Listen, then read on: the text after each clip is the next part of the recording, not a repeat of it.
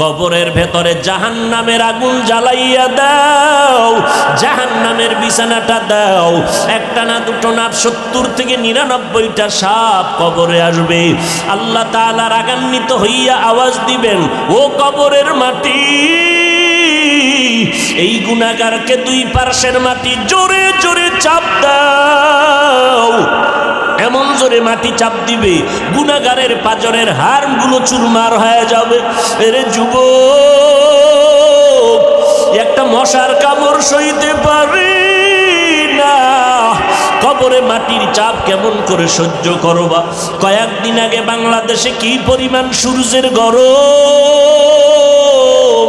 Saudi আরবের থেকেও বেশি গরম গেল। মানুষগুলো পাগলের মতো আলেম ওলামাদের নিয়ে ময়দানে নাইমা দোয়া করছে, আল্লাহ বৃষ্টি দাও। এত গরম, সূর্যের গরম, 9,30,00,000 মাইল উপরের সূর্য। হাসরের ময়দানে আল্লাহ বলবে, সূর্য নিচে নাম। মাথার উপরে সূর্যটা আসবে, সূর্যের গরমে মাথার মগজগুলো টাস টাস করে ফেটে যাবে। ভাতের মারের মতো মাথার মগজ ফুটতে থাকবে। পেটের নাড়ি বুড়ি পায়খানার রাস্তা দিয়ে বের হয়ে যাবে। নবীদের কোনো গুনাহ নাই, সমস্ত নবীরা নিষ্পাপ। তারাও কিয়ামতের দিন কাঁদবেন আর বলবেন, আল্লাহ বাঁচাও, সহ্য করতে পারি না সূর্যের গরম। ও আল্লাহ বাঁচাও। মুসা নবী কাঁদবেন, আল্লাহ আমাকে বাঁচাও, উম্মতের খবর নাই। ঈসা নবী কাঁদবেন, আমাকে বাঁচাও। ও আল্লাহর বান্দারা, ও মা বোনেরা, ও বৃদ্ধ বাবাজিরা, ও যুবকেরা, মাওলার কোরআন মিথ্যা মনে করিও না। ১,৫০০ বছর হয়ে গেল, আজও পর্যন্ত কোরআনের ভুল বের করতে পারে নাই, নবীর কথাকে উল্টো করতে পারে নাই। ওই কোরআন সত্য, গুনাহগারের জন্য জাহান্নামের আগুন। এ কথাও সত্য রে বাবা, এখনো সময় আছে, তওবা করো। জাহান্নামের কথা স্মরণ করে আমার মালিকের কাছে তওবা করো, আর মনে মনে ডাকো আর বলো, দয়ার মালিক, গুনাহ করিয়া জীবনটা নষ্ট করে ফেলেছি। হাতগুলো গুনার কারণে নাপাক, জিহ্বা নাপাক, অন্তর নাপাক। আর জীবনে গুনাহ করব না, নামাজ ছাড়বো না, বেপরদায় চলবো না। ও আল্লাহ, তুমি মাফ করে দাও। আর দাড়ি কাটবো না, মা বাবারে কষ্ট দিব না। ও পর্দার আড়ালের মা বোনেরা, আল্লাহ আপনাদের এত সম্মান দান করেছেন। আপনারা নবীদের মায়ের মতো মা, সাহাবায়ে কেরামের মায়ের মতো মা, হাফেজে কোরআনের মা। আপনারা খাদিজা রাদিয়াল্লাহু আনহার মতো নারী, ফাতেমার মতো নারী, আয়েশা রাদিয়াল্লাহু আনহার মতো নারী। আল্লাহ সন্তান দান করেছেন, নেককার সন্তানের মা হইয়া কবরে যান। ও যুবকেরা, স্কুলে পড়ো, কলেজে পড়ো, চাকরি করো, ব্যবসা করো। তোমার মতো কত যুবক স্কুল কলেজে পড়ে এক বেলার নামাজ বাদ দেয় না, দাড়ি কাটে না। যাও ঢাকা বিশ্ববিদ্যালয়ে ঘুরে দেখো, তোমার মতো কত যুবক র্যাব, আর্মি, পুলিশ, বিডিআরের চাকরি করে, নামাজ ছাড়ে না, দাড়ি কাটে না। তোমার মতো যুবক আজকে ড্রাইভারি করে, নদীতে মাছ ধরে, জমিনে কৃষি কাজ করে, নামাজ ছাড়ে না, দাড়ি কাটে না। তুমি কেন পারবা না রে বাবা? ও বৃদ্ধ বাবাজি, কবরের কথা কি একবারও স্মরণ হয় না? ঘুমের ঘরেও তো কত মানুষ মরিয়া যায়। আপনাকেও যদি আজরাইল এসে ঘুমের ঘরে ডাক দেয়, কেউ ধরে রাখতে পারবে না। আল্লাহ তওবার দরজা খুলে দিয়া বলেন, যত অন্যায় করছো, ইবাদতের দরজা এসে চোখের পানি ছেড়ে দিয়া যদি বলো, আল্লাহ মাফ করে দাও, জীবনে যত অন্যায় করেছি আর করব না, নামাজ ছাড়বো না, দাড়ি কাটবো না, বেপরদায় চলবো না, মা বাবাকে কষ্ট দিব না, নবীর তরিকার বাইরে চলবো না, মুরব্বীদের বিরুদ্ধে যাব না, ওলামায়ে কেরামের কথা মেনে মেনে আমল করব। তওবা সবার কপালে নসিব হবে না। আল্লাহ যাকে কবুল করবেন সেই তওবার দরজায় আসবে। ও আল্লাহর বান্দারা, সম্মানের মালিক আল্লাহ, রিজিকের মালিক আল্লাহ, আল্লাহ পাকের কাছে তওবা করো। মরিয়া গেলে যাব, আর কোনোদিন দাড়ি কাটবো না, নামাজ ছাড়বো না, বেপরদায় চলবো না, মা বাবার সাথে বেয়াদবি করবা না, ওলামায়ে আহলে হকদের পরামর্শ নিয়ে নেক আমল করবা। আদর্শ নিয়ে চলবা। তোমার আখলাক আদর্শ দেখে যেন অন্য ছেলেরা সুন্দর আদর্শওয়ালা হয়ে যায়, তোমাকে দেখে দেখে যেন অন্য যুবকেরা নামাজি হয়। মোবাইলের গুনাহ ছাড়ো, মোবাইলের গুনাহের থেকে আমার মাওলার কাছে পানাহ চাও। আল্লাহ আমাদের সবাইকে তওবাওয়ালা জিন্দেগি দান করেন, তওবার উপরে মজবুত হইয়া চলার তৌফিক দান করেন, আমিন। বিনিময়ে জান্নাত পাবো। ইবাদতের সীমানা কতটুকু? মাদ্রাসা আর মসজিদ আর তসবিহ না। আমার এই হায়াতের বডি যেখানে যেখানে যাবে সেখানে সেখানে ইবাদত চলবে। আমার এই বডি 16,000 ফিট উপরে যদি যায় বিমানে, সেখানে ইবাদত চলবে। আমার বডি লন্ডন যাবে, আমেরিকায় যাবে, সেখানে ইবাদত চলবে। বাথরুমে যাবে, সেখানে ইবাদত চলবে। ইবাদত কি বলছি? ইবাদত কি? আল্লাহর হুকুম, কথা বলেন না কেন, বাস্তবায়ন করার নাম ইবাদত। যেখানে যেখানে আমি যাব সেখানে সেখানে ইবাদত। কেন করব ইবাদত? আল্লাহকে খুশি করার জন্য। বিনিময় কি পাবো? জান্নাত। ইবাদত করার একটা সিস্টেম লাগবে, প্রত্যেকটা কাজের একটা নিয়ম আছে, পদ্ধতি আছে। ইবাদত কোন পদ্ধতিতে করব? কিয়ামত পর্যন্ত পদ্ধতি একটা। কয়টা?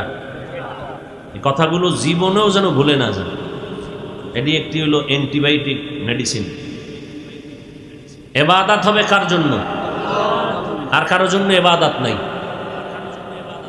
সিস্টেম বা তরিকা হবে একমাত্র কিয়ামত পর্যন্ত একটাই তরিকা, একটাই পদ্ধতি, একটাই নিয়ম, মদিনার নবীর আদর্শ। পৃথিবীতে কারো জন্য ইবাদত চলবে না আল্লাহ ছাড়া, এবং নবীর তরিকা ছাড়া পৃথিবীর কোনো পীরের তরিকা মানা যাবে না, কোনো নেতার তরিকা মানা যাবে না। কিন্তু কান সজাগ রাখতে হবে, ঘোলা পানিতে মাছ শিকার করতে গিয়ে যেন কেউ আমাদেরকে বিভ্রান্তে ফেলে না দেয়। যেমন কেউ বলতে চান ১,৫০০ বছর আগের পুরানো সেই ইসলাম কি এখন চলে, একটু মডিফাই করা দরকার। যদি এমন কেউ কিছু বলে, আপনার কানের কাছে এসে জুতা মোবারক উঠাইয়া বলবেন, এই মুনাফিক, মদিনার মুহাম্মদের ইসলাম আর আদর্শের কোনো মডিফাই হবে না। মডিফাই করতে হলে তোর বিবেককে করতে হবে।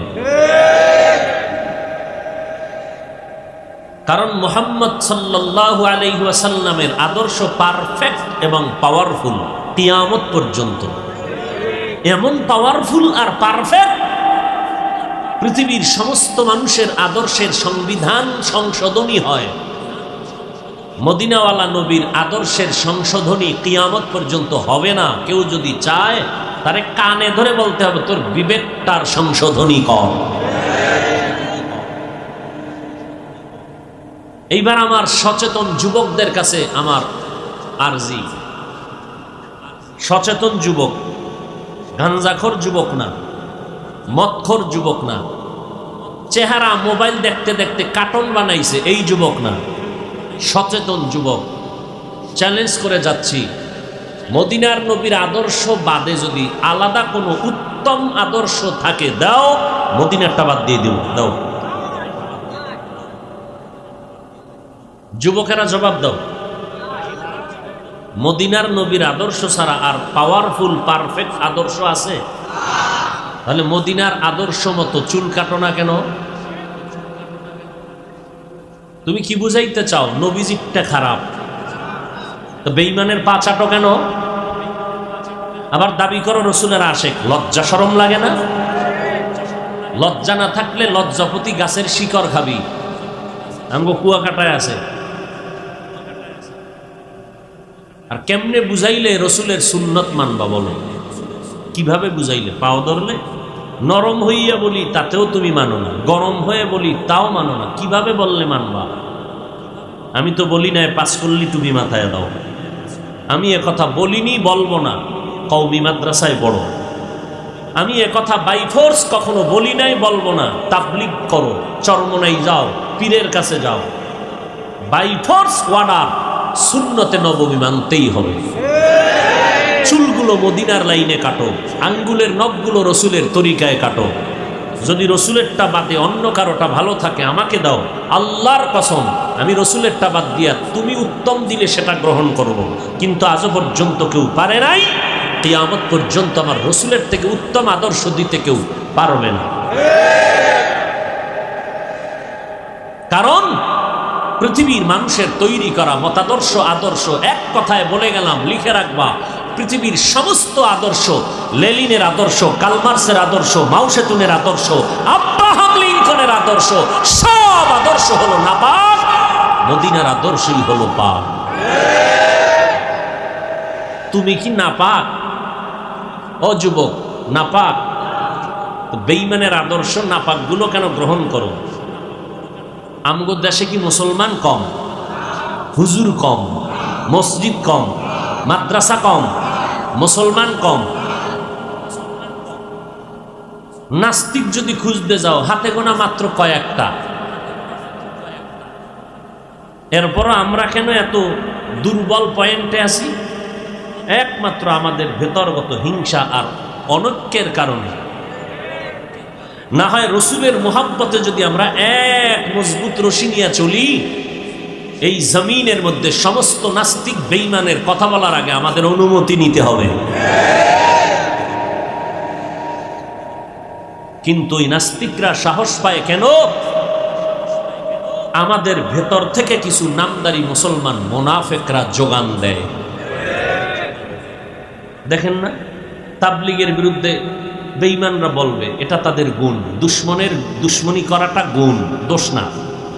কিন্তু বন্ধু যদি দুশ্মনী করে এটা দোষ। দুশ্মন দুশ্মনী করবে এটা দোষ না গুণ? কথা বলেন না কেন? দুশ্মন যদি বন্ধু সুলভ আচরণ করে এটা দোষ। বুঝতে হবে ডাল মে কুছ কালা হ্যায়।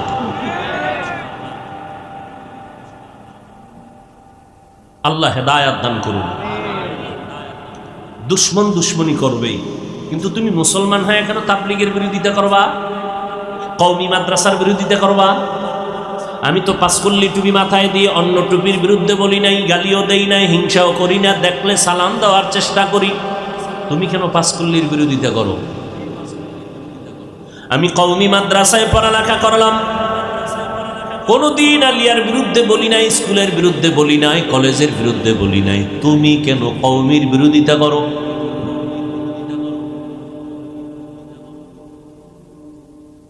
যারা ইয়া নবী সালামু আলাইকা বলে নবীরে দাঁড়াইয়া সালাম দেয়, কোনদিন কাফের বলি নাই, বেঈমান বলি নাই। তুমি আমারে গালি দাও কেন?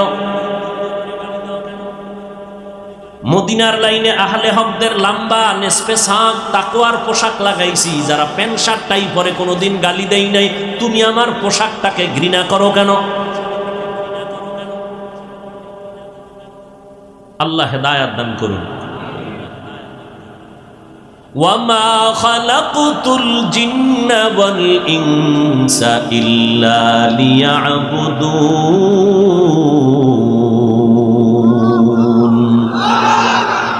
ইবাদত হবে কার? ইবাদত বুঝেননি? এতক্ষণ কথার দ্বারা ইবাদত বুঝছেন কি? শুধু জিকির, নামাজ, তাসবিহ টানা, তাবলীগে যাওয়া।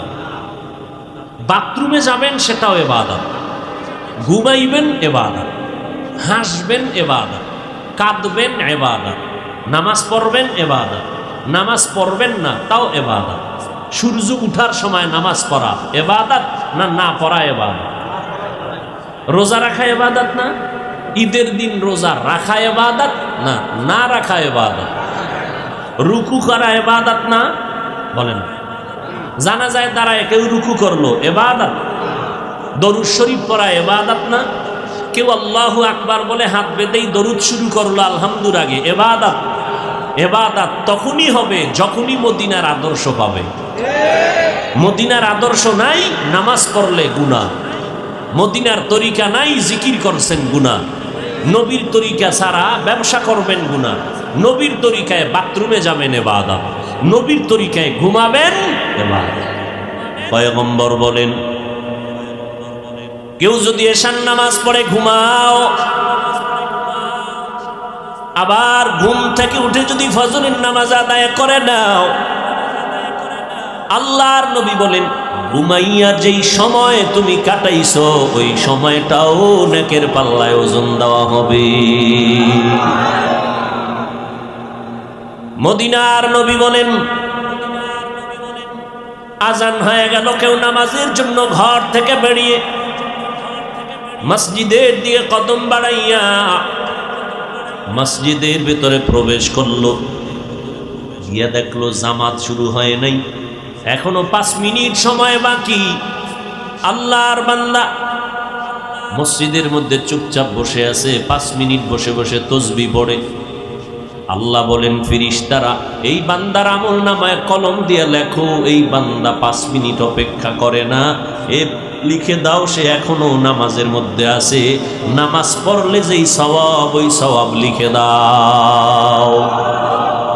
আতিনা ফি দারে দুনিয়া না হাসান, আতিনা ফি দারে উকবা না হাসান, ইয়া গিয়াসাল মুস্তাগীসি নাহদিনা লিফতিখারা বিল উলুমি ওয়াল গিনা। নবীর তরিকায় বাথরুমে যাও ইবাদত, বাথরুমে ঢুকতে কোন পা দেখছেন? একজনে মাঝখান দিয়ে দাঁড়ায় এখন যে হুজুর দোনো পাও, কারণ কেউ ডান কেউ বাম, একজনে বলেন যে দোনোটা লাভ দিয়ে হবে। কোন পা? ও বান্দা বাম পায়ে ঢুকবা, নবীর তরিকা খালি পায়ে ঢুকবা না, খালি মাথায় বাথরুমে ঢুকবা না।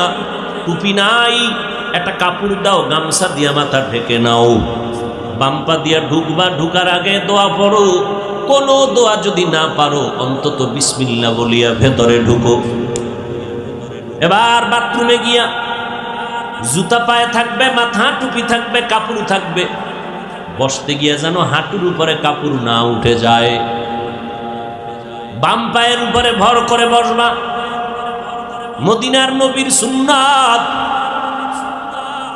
আমার নবী মাত্র 23 বছরের মধ্যে এমন এক প্রেসক্রিপশন তৈরি করে দিয়েছেন, কিয়ামত পর্যন্ত এই প্রেসক্রিপশন মেনে যারা চলবে, আল্লাহর কসম তারা দুনিয়াতেও বাদশাহ, আখিরাতেও বাদশাহী করে বিনা হিসাবে জান্নাতে যাবে।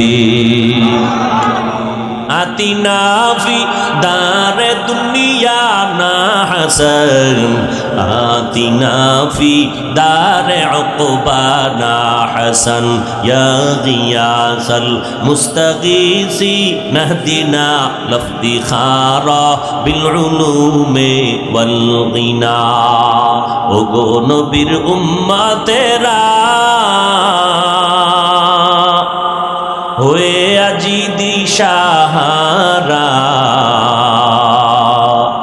কোরআন হাদিসের চলো যখন যাহা চায় মনে, নবী বিনে কে তরাবে পুরসিরাত মিজানে, নবী বিনে কে তরাবে পুরসিরাত মিজানে।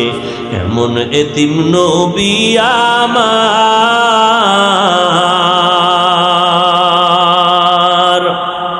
পিতা মাতা নাই যে তাহার, তারপরেও কত মারা মারলো তাকে দুশ্মনে, নবী বিনে কে তরাবে পুরসিরাত মিজানে, নবী বিনে কে তরাবে পুরসিরাত মিজানে। নবী আমার জীবন ভারে,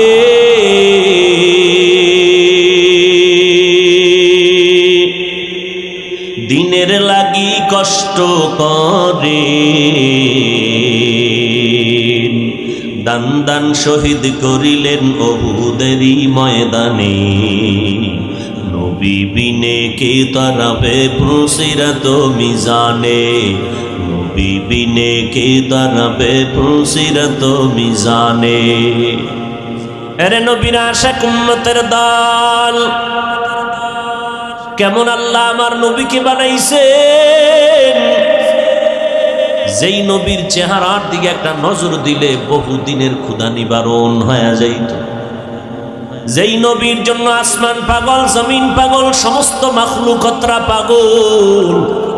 কিন্তু কপাল বড় খারাপ, আমরা সেই নবীর উম্মত হয়েছি, কিন্তু সেই নবীকে আজও পর্যন্ত চিনতে পারো নাই রে যুবকেরা। যদি আমার নবীকে চিনার মতো চিনতি, আমার নবীর তরিকারে জবাই দিয়া দাড়ি কাটতে পারতি না, বেঈমানের গোলাম হতে পারতি না। কয়দিন আর বাহাদুরি করবারে আল্লাহর গোলাম। এই জমিনে বড় বড় বড় বড় বাহাদুরেরা কোথায় গেল আজ? যারা নিজেদেরকে রব মনে করিয়া চেয়ার দখল করে গোটা দুনিয়াটাকে জুলুমের মাঠ বানায় দিয়েছিল। মহামারী করোনার ভেতরে তাকায়া দেখ, বেঈমান পর্যন্ত বলতে বাধ্য জমিনের পাওয়ার আমাদের শেষ, জমিনের পাওয়ার শেষ হয়েছে। কত চাকুরিজীবীর চাকরি নাই, কত ব্যবসায়ীর ব্যবসা নাই, কিন্তু তাকাইয়া দেখছো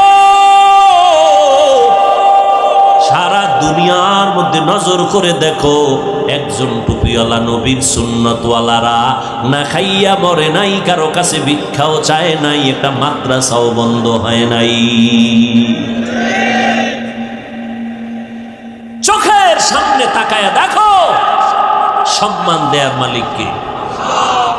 وَتُعِزُّ مَن تَشَاءُ وَتُذِلُّ مَن تَشَاءُ بِيَدِكَ الْخَيْرُ إِنَّكَ عَلَى كُلِّ شَيْءٍ قَدِيرٌ।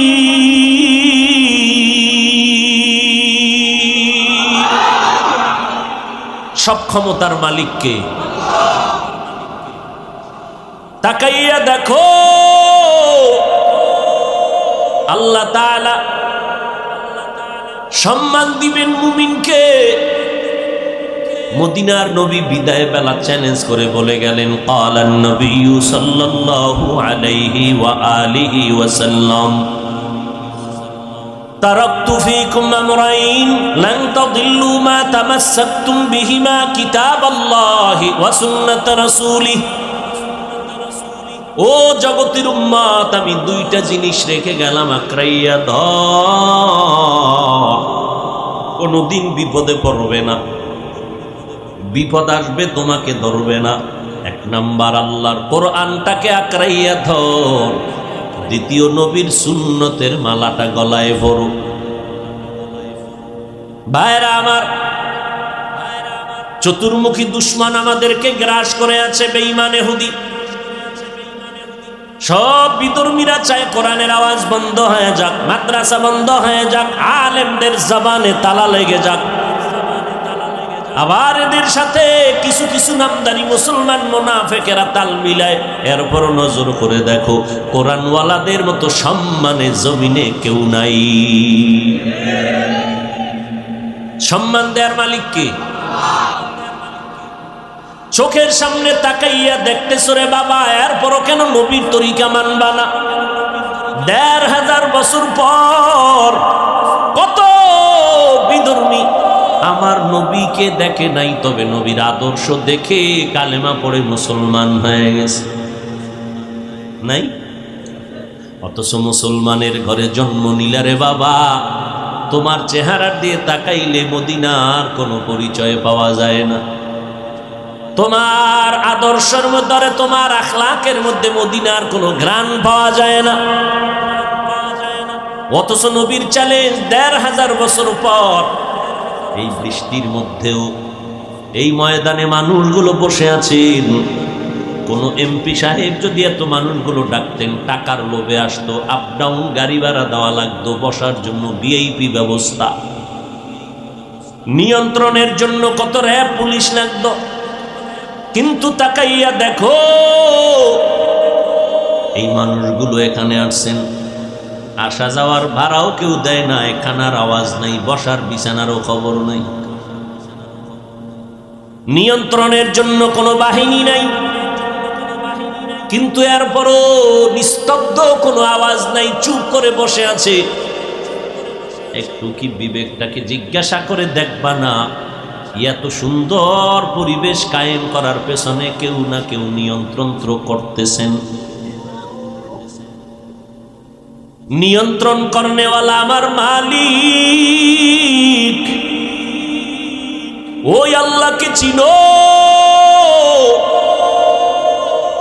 ওই নবীর আদর্শের মালা গলায় পড়ো। আমি একটু আগেও বলেছি, আবারও বলি, আমি বলবো না তোমরা টুপি মাথায় দিয়ে আমগো মতো বড় হুজুর হয়া মাদ্রাসায় যাও, স্কুল বন্ধ করে দাও, একবারও বলি নাই, বলবো না। যদি ভুলেও বলে থাকি তওবা করি আল্লাহর কাছে।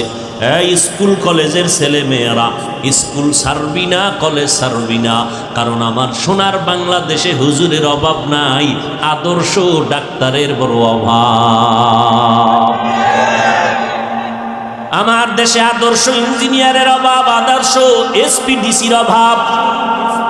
মুসলমান তুমি স্কুল কলেজে পড়ো, আদর্শ ইঞ্জিনিয়ার হও, আদর্শ ডাক্তার হও, আদর্শ প্রফেসর হও, আদর্শ একজন এসপি হও, ডিসি হও।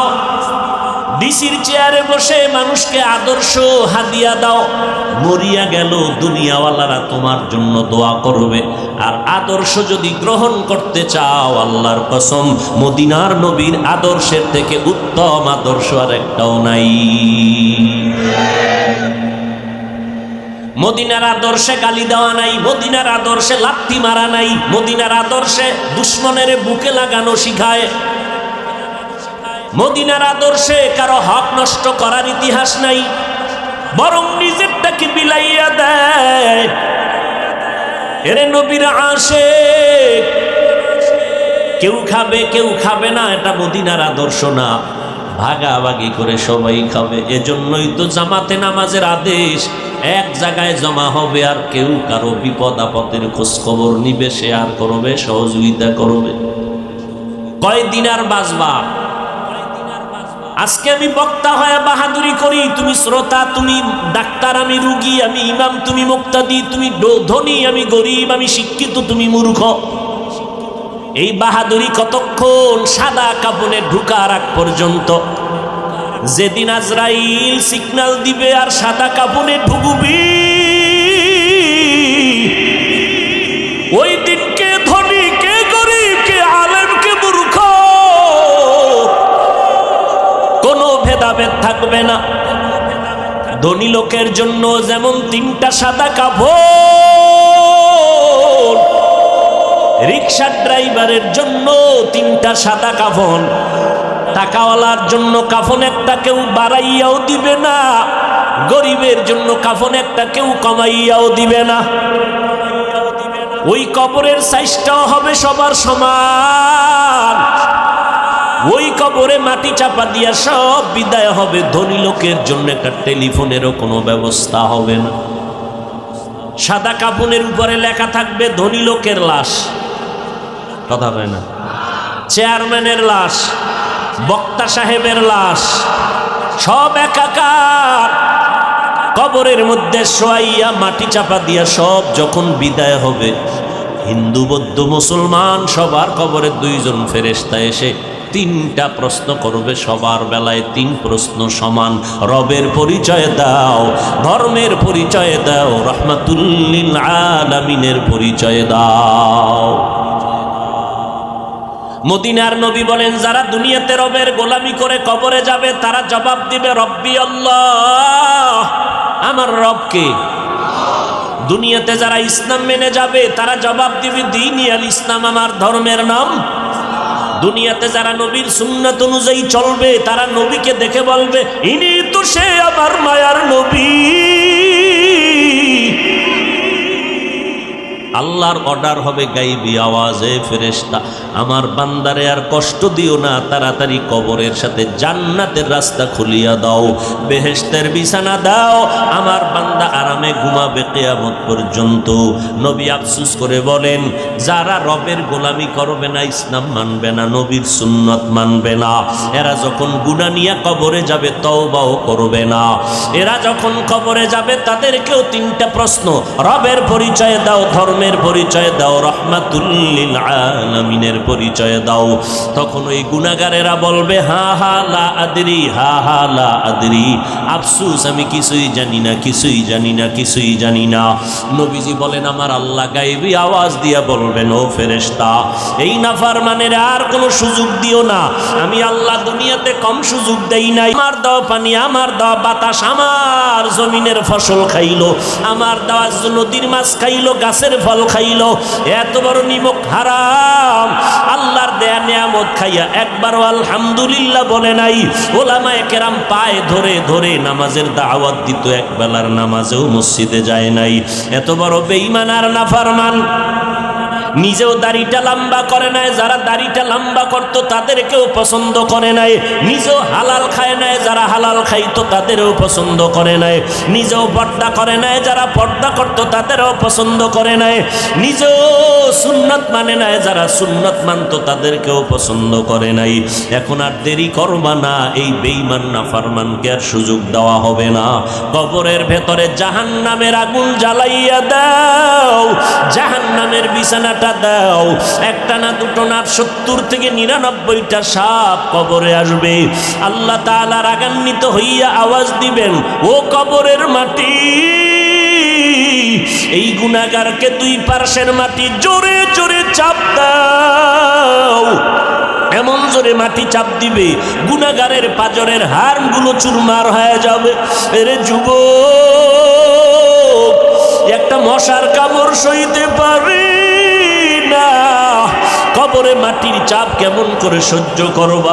কয়েকদিন আগে বাংলাদেশে কি পরিমাণ সূর্যের গরম, সৌদি আরবের থেকেও বেশি গরম গেল। মানুষগুলো পাগলের মতো আলেম ওলামাদের নিয়ে ময়দানে নাইমা দোয়া করছে, আল্লাহ বৃষ্টি দাও। এত গরম সূর্যের গরম, 9,30,00,000 মাইল উপরের সূর্য। হাসরের ময়দানে আল্লাহ বলবে, সূর্য নিচে নাম। মাথার উপরে সূর্যটা আসবে, সূর্যের গরমে মাথার মগজগুলো টাস টাস করে ফেটে যাবে, ভাতের মারের মতো মাথার মগজ ফুটতে থাকবে, পেটের নাড়ি বুড়ি পায়খানার রাস্তা দিয়ে বের হয়ে যাবে। নবীদের কোনো গুনাহ নাই, সমস্ত নবীরা নিষ্পাপ, তারাও কিয়ামতের দিন কাঁদবেন আর বলবেন, আল্লাহ বাঁচাও, সহ্য করতে পারি না সূর্যের গরম। ও আল্লাহ বাঁচাও। মুসা নবী কাঁদবেন, আল্লাহ আমাকে বাঁচাও, উম্মতের খবর নাই। ঈসা নবী কাঁদবেন, আমাকে বাঁচাও। ও আল্লাহর বান্দারা, ও মা বোনেরা, ও বৃদ্ধ বাবাজিরা, ও যুবকেরা, মাওলার কোরআন মিথ্যা মনে করিও না। ১৫০০ বছর হয়ে গেল, আজও পর্যন্ত কোরআনের ভুল বের করতে পারে নাই, নবীর কথাকে উদ্ধ করতে পারে নাই। ওই কোরআন সত্য, গুনাহগারের জন্য জাহান্নামের আগুন, এ কথাও সত্য রে বাবা। এখনো সময় আছে, তওবা করো। জাহান্নামের কথা স্মরণ করে আমার মালিকের কাছে তওবা করো, আর মনে মনে ডাকো আর বলো, দয়ার মালিক, গুনাহ করিয়া জীবনটা নষ্ট করে ফেলেছি, হাতগুলো গুনার কারণে নাপাক, জিহ্বা নাপাক, অন্তর নাপাক, আর জীবনে গুনাহ করব না, নামাজ ছাড়বো না, বেপরদায় চলবো না। ও আল্লাহ তুমি মাফ করে দাও, আর দাড়ি কাটবো না, মা বাবারে কষ্ট দিব না। ও পর্দার আড়ালের মা বোনেরা, আল্লাহ আপনাদের এত সম্মান দান করেছেন, আপনারা নবীদের মায়ের মতো মা, সাহাবায়ে কেরামের মায়ের মতো মা, হাফেজে কোরআনের মা, আপনারা খাদিজা রাদিয়াল্লাহু আনহার মতো নারী, ফাতেমার মতো নারী, আয়েশা রাদিয়াল্লাহু আনহার মতো নারী। আল্লাহ সন্তান দান করেছেন, নেককার সন্তানের মা হইয়া কবরে যান।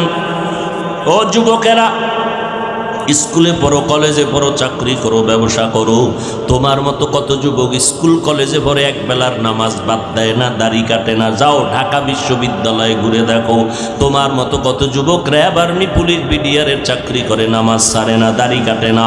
তোমার মতো যুবক আজকে ড্রাইভারি করে, নদীতে মাছ ধরে, জমিনে কৃষি কাজ করে, নামাজ ছাড়ে না, দাড়ি কাটে না। তুমি কেন পারবা না রে বাবা? ও বৃদ্ধ বাবাজি, কবরের কথা কি একবারও স্মরণ হয় না? ঘুমের ঘরেও তো কত মানুষ মরিয়া যায়। আপনাকেও যদি আজরাইল এসে ঘুমের ঘরে ডাক দেয়, কেউ ধরে রাখতে পারবে না।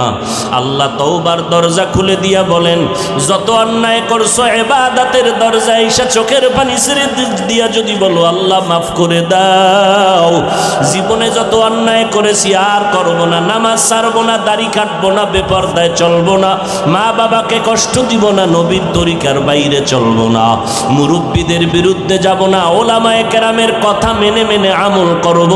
তওবা সবার কপালে নসিব হবে না। আল্লাহ যাকে কবুল করবেন সেই তওবার দরজায় আসবে। ও আল্লাহর বান্দারা, সম্মানের মালিক আল্লাহ, রিজিকের মালিক আল্লাহ, আল্লাহ পাকের কাছে তওবা করো।